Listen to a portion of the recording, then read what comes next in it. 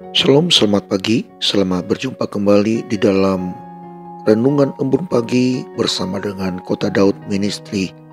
Renungan kita pada pagi hari ini saya ambil di dalam Filipi pasal yang pertama ayat 29. Demikian firman Tuhan. Sebab kepada kamu dikaruniakan bukan saja untuk percaya kepada Kristus, melainkan juga untuk menderita untuk Dia. Saudaraku kekasih dalam Tuhan, kita diselamatkan bukan karena perbuatan baik kita, melainkan kasih karunia Tuhan yang dianugerahkan kepada kita melalui kepercayaan kita kepada Yesus Kristus. Dan kita boleh percaya kepada Yesus bukan karena kita yang mencari Allah, tetapi Dia yang mencari kita. Jadi kalau kita boleh percaya kepada Yesus adalah hasil kasih karunia, kita bersyukur karena Roh Kudus menuntun kita untuk percaya. Sebab bila Roh Kudus tidak menuntun seseorang untuk percaya, mustahil dia bisa datang kepada Yesus. Untuk itu peliharalah Roh Kudus dalam hidupmu, supaya engkau terus kuat untuk percaya kepada Yesus. Karena kita tahu bahwa tantangan demi tantangan kita akan hadapi pada waktu kita memiliki komitmen untuk percaya kepada Dia.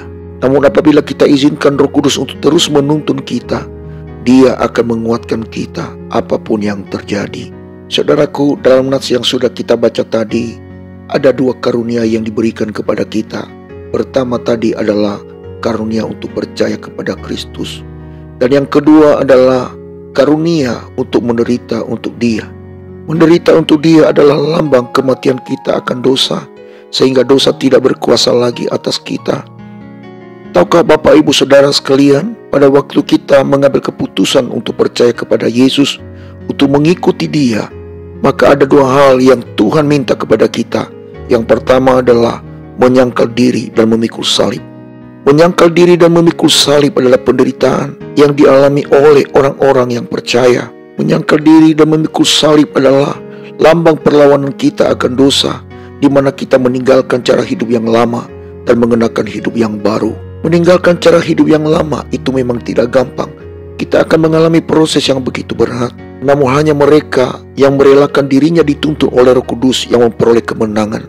Dan proses inilah yang membuat kita akan menderita. Namun proses yang dimaksud adalah bukan penderitaan karena kita melakukan kejahatan, melainkan untuk memperoleh Kristus dalam hidup kita.